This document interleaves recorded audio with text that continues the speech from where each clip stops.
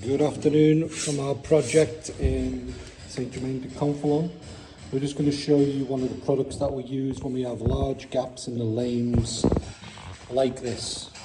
So you could use a mastic of bois in this and make a pate, but because I know that this gap is quite large, I'm going to use what we call Sinto bois. The Sinto bois is a two-component product, which is your hardener and your pate. Now this comes in a range of colours, and here we are using Chêne Clear. Okay, because obviously this floor, if you look at the colour of the product against the colour of the floor, that's a pretty good match. And because we're just going to fill this gap here all the way along to the wall, that will dry really hard. It dries as hard as wood, and then once it's finished it can then be tinted, and before we put our product down then it'll blend in and you won't see it. But this gap here, obviously there's already dust in there, so I've hoovered that out, and we don't want any more product going in there, because these gaps being this wide means that particles of dust, little stones, anything that gets in there can then pop out and then scratch your floor. So that's why we filled this gap. But these other gaps across the lames here won't be filled across the floor.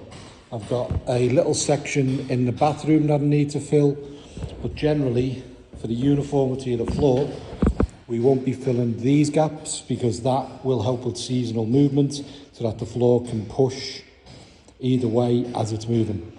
But gaps like this we know we can move. The floor is basically angling down into the hallway, and that's why that gap is opened up. So this part of the floor is level, and this part of the floor is just tilting down a couple of degrees, and that's why we have this angled gap. So what you need for this product is two palette knives, your hardener and your product.